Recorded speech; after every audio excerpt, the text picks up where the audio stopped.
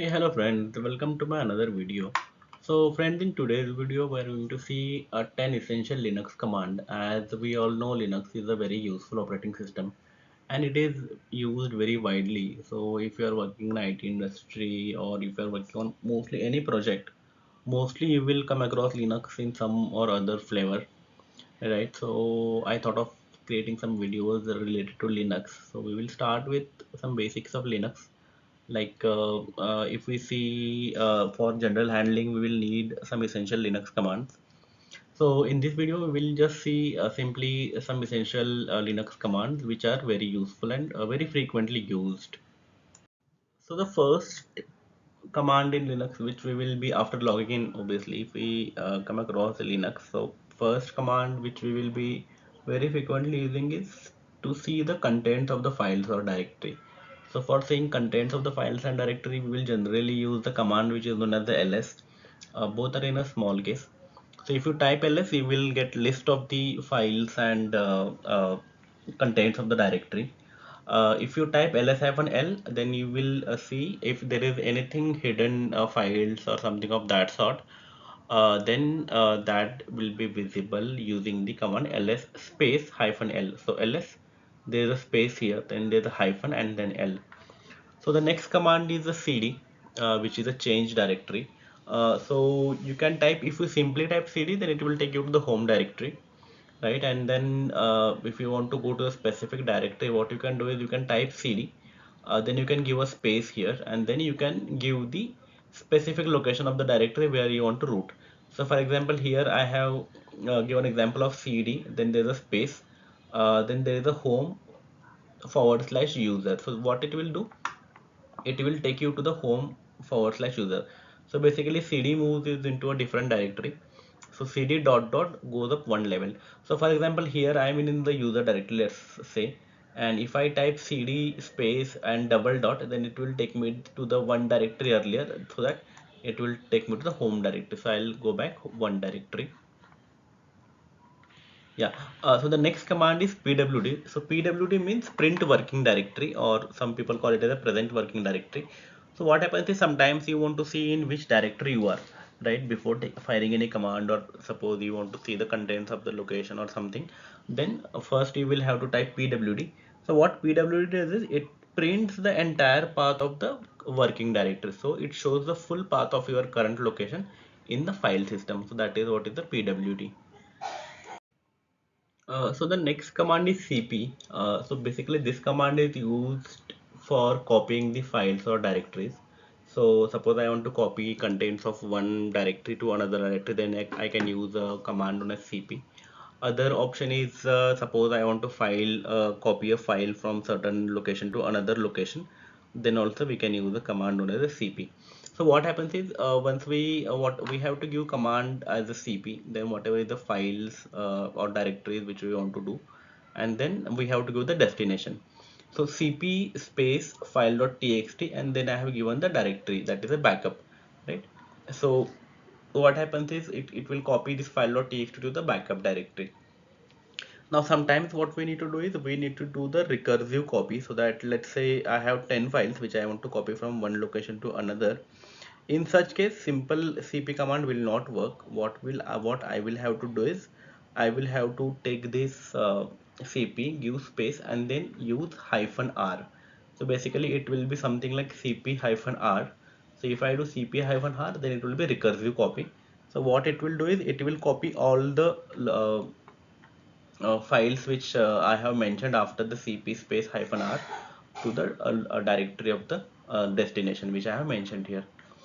Next command is mv, which is a move or rename the file. Basically it is a move, but sometimes it is used, I mean, it is used for renaming the files also.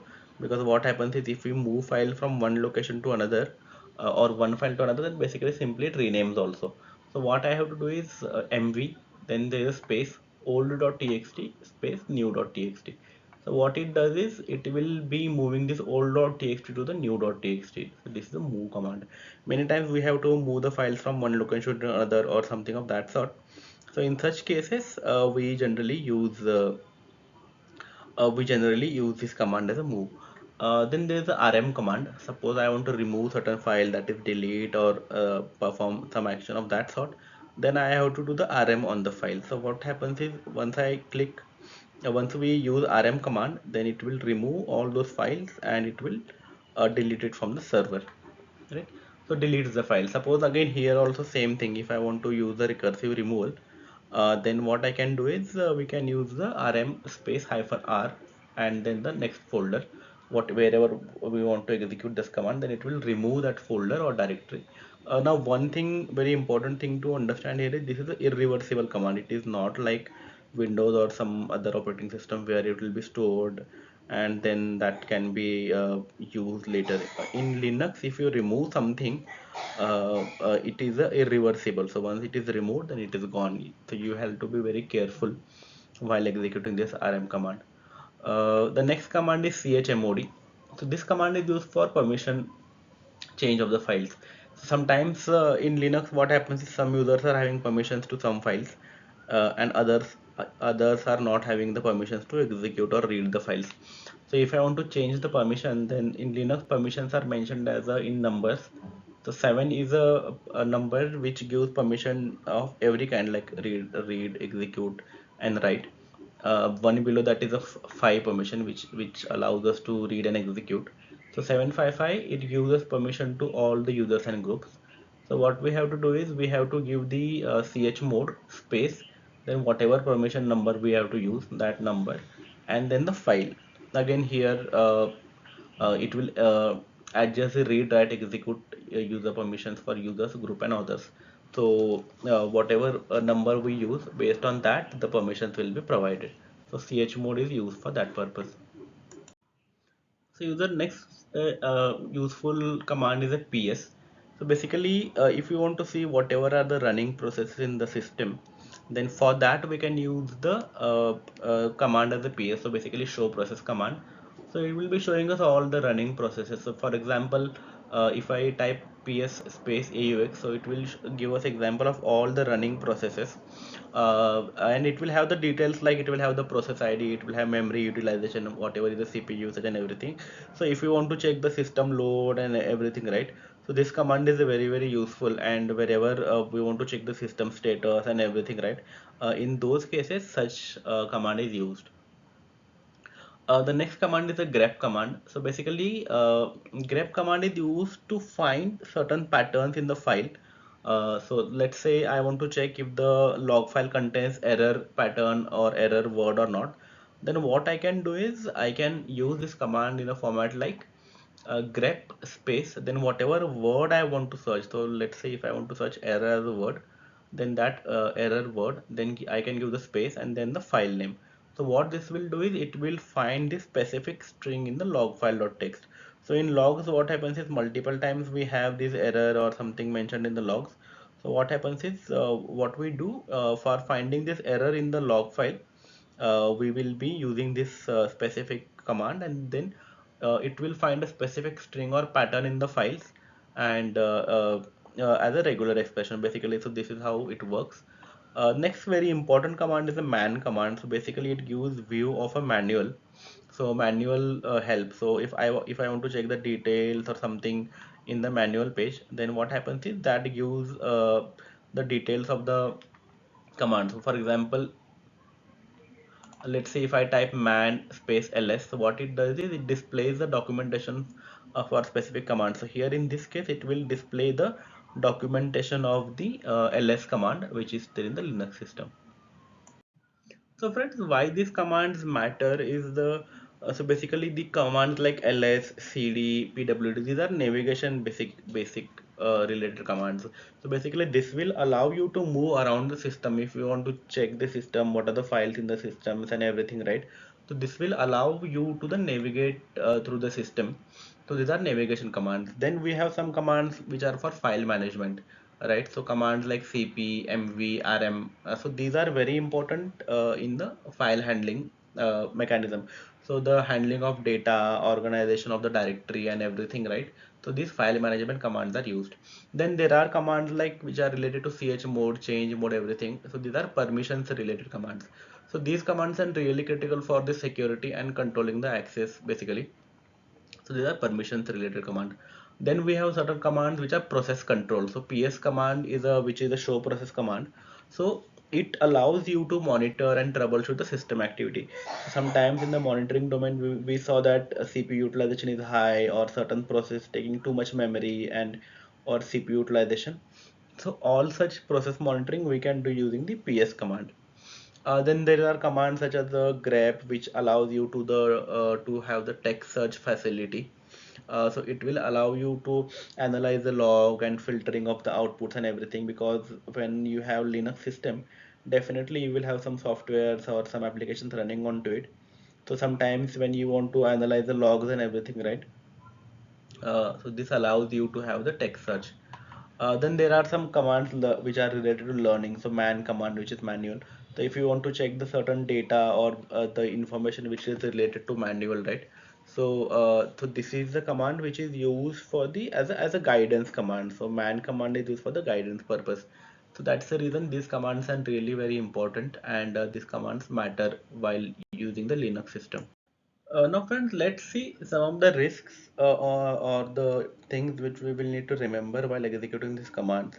So basically, RM command is a really very critical command, and we have to be very careful while executing this command, because RM is a dangerous command. Because by mistake, suppose you delete something, and then it is not reversible, right? So you have to always double or triple check while executing the command. Generally we avoid deleting much things, but there will be cases where you will need to execute this command for removing some older junk logs or something, but or some duplicate files or something. But then you will have to be very careful in understanding like whether we are executing this rm command on the correct file or not, right? So what you can do is you can use, there is an alternate option which is rm space hyphen I. So basically this allows you the interactive confirmation for understanding the what we are removing and then asking the permission. So yeah, we have to be careful while executing the command. Chmod is basically this could allow some unwanted user to have the access to the file, right? So basically it can expose the file to some other unwanted user which might have some sensitive data. So we should be sticking to the kind of approach where we give the minimum required permissions. So some people follow the practice that just to be sure they provide all the permissions to all the users. However, that can be a little bit risky, because the people who are not supposed to have access to the file, they also can have access. They can modify the file, or if they delete it, then that could be a problem, right? So we should stick to the principle that of giving a least privileged access to all the users. So ps plus grep is often combined, ps space aux with grep process name, to quickly locate the processes.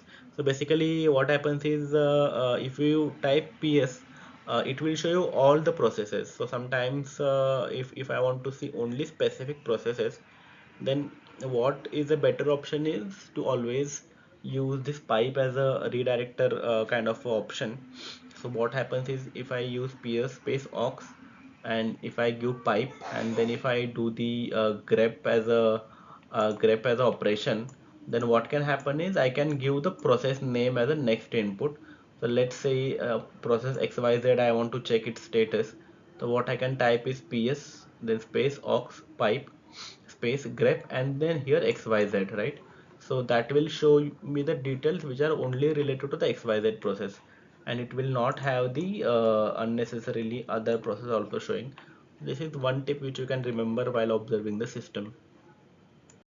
Yes, friends. So these were some of the very frequently used Linux commands, and they are very basic commands. But you will need these commands for traversing through the system, and if you are starting your journey with the Linux, then these commands will be very useful for you.